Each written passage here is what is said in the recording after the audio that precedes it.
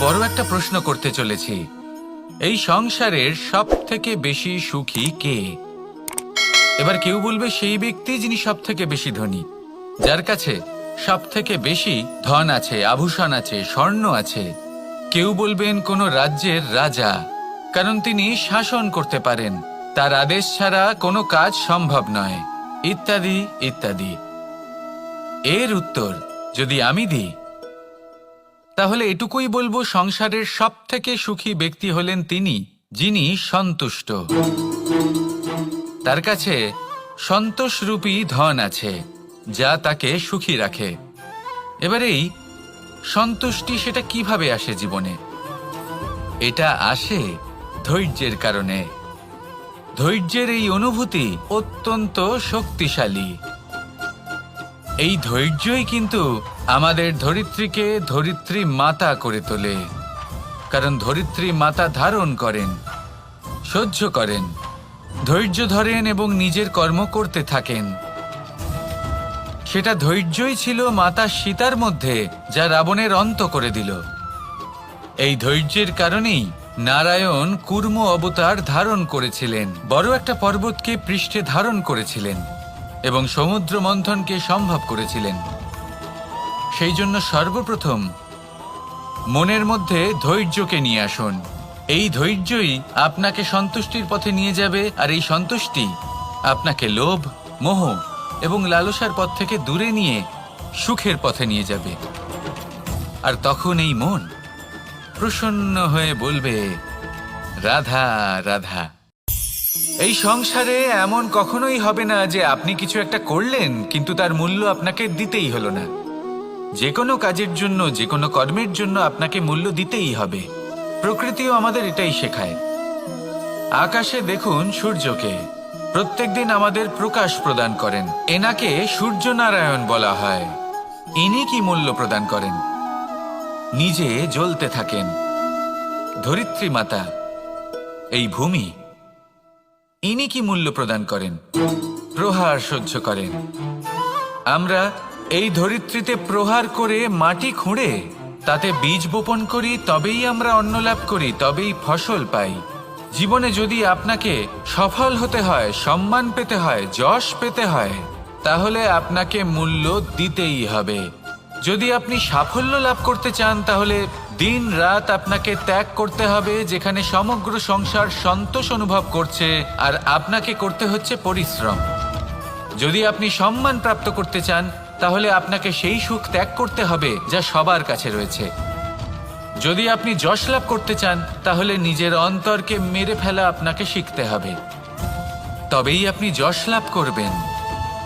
জীবনে শুধুমাত্র ধন মূল্যবান নয়, কিন্তু এই যে মূল্যের কথা আমি বলছি, সেটা যদি আপনি দিতে পারেন, তাহলে নিশ্চিত রূপে এটা আপনাকে আরো মূল্যবান করে তুলবে, নিশ্চিত রূপে গড়ে তুলবে। তাহলে এটাই করুন আর আমার সাথে ভালোবেসে বলুন, রাধা রাধা।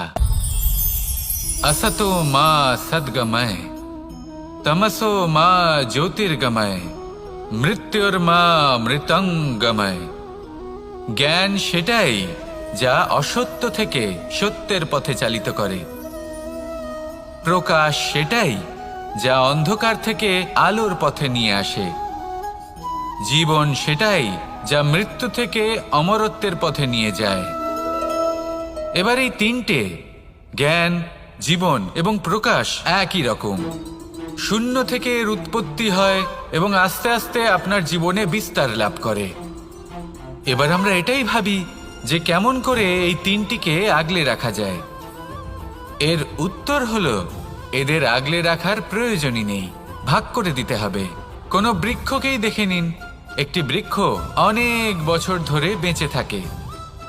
কেন? কারণ সে ভাগ করে দিতে জানে।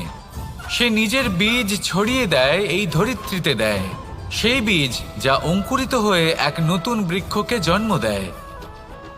শুধু ছড়িয়ে দিয়ে একটি বৃক্ষ জীবন দান করতে পারে। যদি কোনো ব্যক্তি জ্ঞান ছড়াতে শিখে যান, যদি প্রকাশ, আলোর কিরণ ছড়িয়ে দিতে শিখে যায়, কোনো ব্যক্তি তার জীবনের সুখ ছড়িয়ে দিতে শিখে যান, তাহলে তিনি মৃত্যুর পরও মৃত হন না। এই ভাগ করে দেওয়ার সুখটাই কিছুটা আলাদা। এই সুখ অনুভব করুন আর আমার সাথে ভালোবেসে বলুন, রাধা রাধা।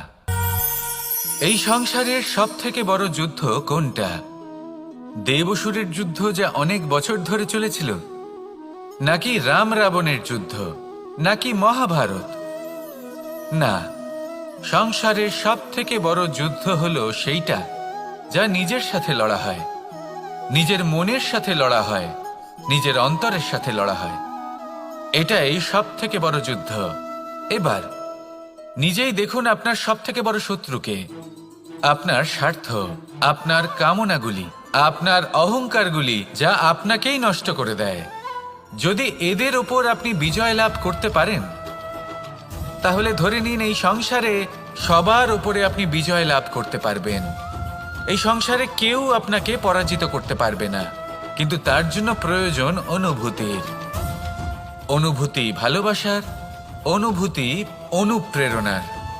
যে ব্যক্তি ভালোবাসতে পারেন এবং প্রেরণা দিতে পারেন, তিনি চিরকাল জয়লাভ করতে পারেন। নিজের কাছে ভালোবাসার এক অস্ত্র রাখুন আর প্রেরণার এক ঢাল। জীবনে কেউ আপনাকে পরাজিত করতে পারবে না। আসুন আর আমার সাথে ভালোবেসে বলুন, রাধা রাধা।